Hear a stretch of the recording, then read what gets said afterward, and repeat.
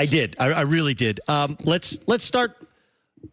You are a proponent or not a proponent of expanding the college football playoff? Not a proponent. I've said many times that I still believe that we need to have one less playoff teams than we have number of power conferences, because I'm a firm believer that as soon as you have an automatic bid, you ruin the regular season.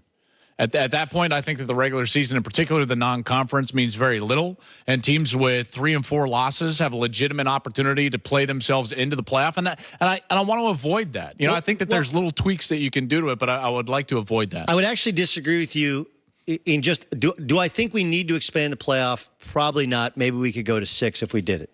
But I actually disagree with you in terms of the regular season doesn't matter. I think the conference season would matter more if you said, hey, look, we don't care what you do. You win your league, you get to go to the playoff, right? You win your league because that's what you have in every other sport, right? Is you win your league, and that would make those long-standing 100-year rivalries matter even more, because all you got to do is win your league and you can get in. You would also had a Northwestern team this year, for example, that did not win a non-league game. Didn't win one. Lost to Akron, lost to Notre Dame, lost to Duke, and they would have had 60 minutes to play themselves into the playoff. Yeah. So, I mean, listen, there's no perfect system. The problem is there's no perfect system. Yeah, I agree with that. I can actually help you out, though, with your argument. The line, they're both 2 touchdown lines. Like this idea that we need more teams. Like this is a year in which, it's not every year, where the Notre Dame argument would be the only thing that would take us away from, look, we all know that Alabama and Clemson seem to be the 2 best teams. And you look at how thoroughly dominant they are. But if there was ever an argument that we should have the old BCS system, it's this year. This feels like USC Texas of 05, right? When it's like, I don't care who number 3 was. I just want to see that game. I think this year, and to your point, I think what you're trying to say is like, listen, the argument between Georgia, Ohio State, and Oklahoma was somewhat riveting. I think they all had flaws. You could have made an argument for any one of them. The argument between UCF, Florida, and, I mean, who else? LSU, that doesn't interest me at all, because I don't think those teams are particularly good in terms of a national championship conversation. I think they've had phenomenal seasons, but I don't think that we should be trying to include them into any sort of conversation for the national championship. I think that there's a difference between teams that have had great seasons and teams that should be allowed to compete for the national championship. But some have called me an elitist, like a big conference snob, but I guess I got to wear that. Well, you are elite, and if that makes you an elitist, so help you. Okay, let's go to the Notre Dame Clemson matchup. Yeah, I think it's fascinating. I do too. In any other year, okay, if you strip Notre Dame's name off it, but maybe if you don't, right? Okay. Notre Dame beats Michigan, yes, USC, Florida State, Virginia Tech on the road, yep, Stanford. Right? Any other year, you'd be like, no way they survived that schedule. And if they do, put them in. They're having to defend themselves. Meanwhile, Clemson, who has a ridiculous amount of talent and wiped the field with the ACC right after the Syracuse game. Which the ACC was so bad, but awful. But they lost their best interior defensive lineman to PED suspension. And, oh, yeah, by the way, they do have a freshman quarterback.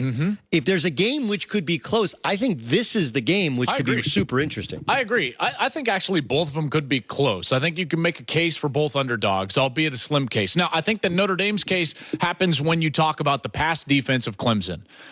Clemson, when they have faced any type of attack from the passing side of the opposition, Jake Bentley from South Carolina, Kellen Mond from Texas A&M, A&M had 400 yards passing. South Carolina had 500 yards passing. So there are some holes in the secondary for the Clemson Tigers. And if you take away any sort of prowess on that defensive line, which now they're going to be without one of their best, I would maybe argue he is their best, in particular on the interior. Now all of a sudden you don't get to the quarterback all that often. Just per se, right? You have more opportunities to double team the other great players on the defensive line. What's to hold Notre Dame from throwing the ball for 350 yards? I think that that's totally legitimate. The way that Ian Book has played this season, the way that Notre Dame has been efficient once he got into the lineup, the way that they've scored with the football once he got into the lineup, he's been one of the most efficient players, right around 70% completion percentage.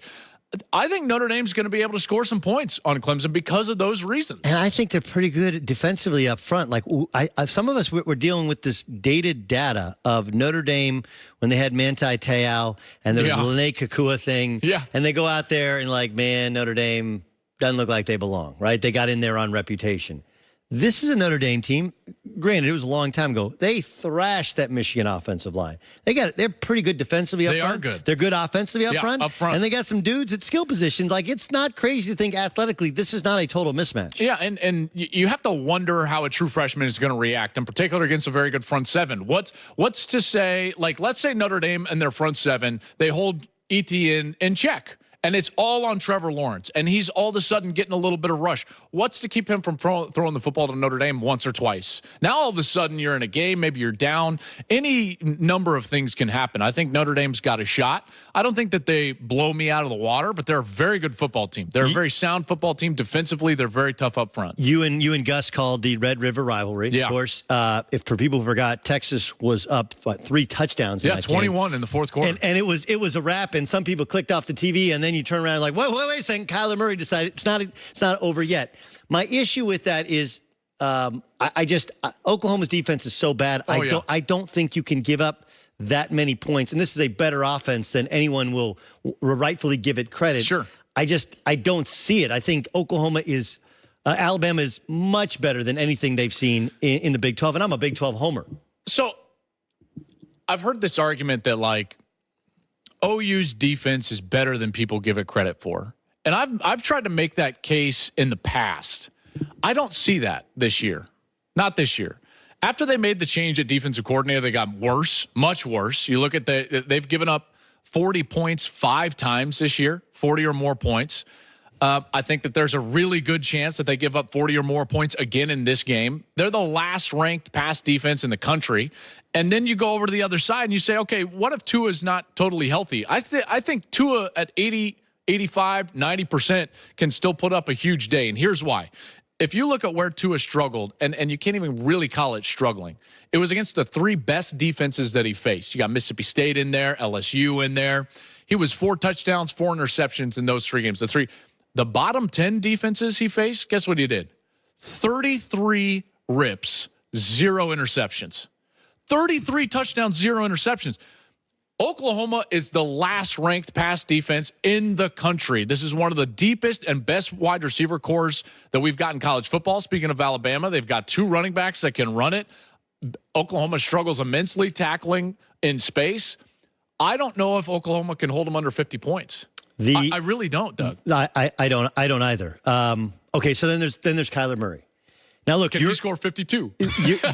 You're a guy who was a baseball player that came back and played football. Yes, that's right. So, but you've experienced life in the minor leagues. It's awful. And I've experienced life in the minor leagues in basketball. I think it's worse. Oh, I actually think it's worse. But I could be wrong.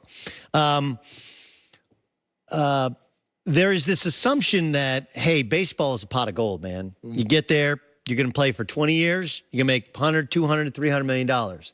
But people forget, like, you don't make real money in baseball until your 5th year as a pro. And that's if you make it during that time. And, oh, yeah, by the way. Exactly right. By the way, guys are now platoon. Everybody's a platoon guy. Right. They're cutting everybody's salary. And so I'm sitting there going, like, look, the number 1 quarterback prospect in the draft decided to go back to Oregon. So that bumps everybody else who will declare up.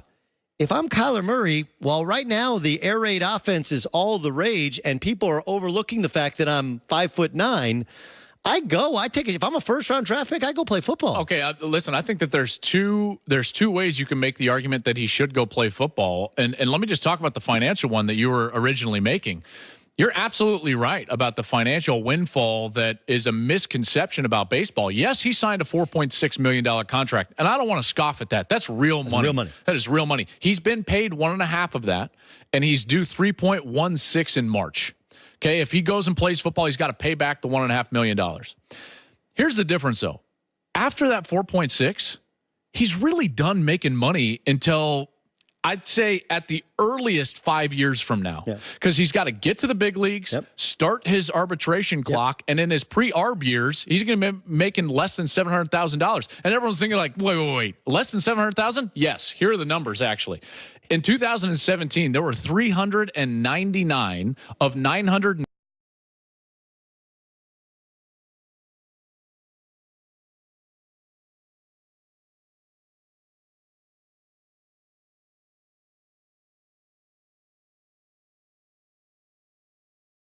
63 big leaguers, 40% of the league making $700,000 or less. Aaron Judge made $600,000. Exactly, because he's a pre-arbitration player. So you don't even get to arbitration. By the way, once you're in arbitration, it's not like you're going to make a ton of money. You're going to make between $2 to $4.5 million. You're not making 16.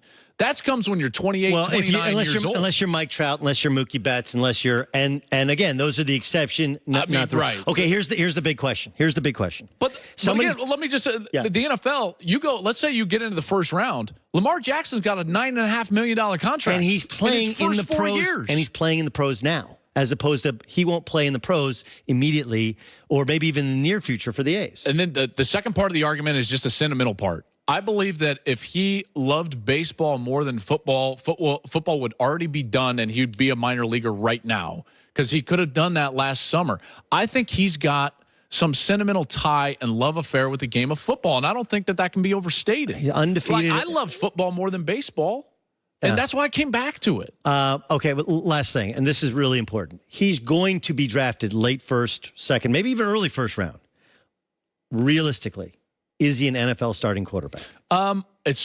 I think that question is so much harder to answer now than it ever has been. 3 areas which we would knock him 5 years ago that now all of a sudden maybe you can't knock him. 1, the offensive system. Now we've seen Jared Goff, Pat Mahomes, Baker Mayfield come out of that system and have huge success in the National Football League, partly because of the evolution of the game towards this system at the next level. Then you've got young quarterbacks. You could say, well, young guys don't generally have success in this league. It's all about Brady, Manning, blah, blah, blah, blah, blah.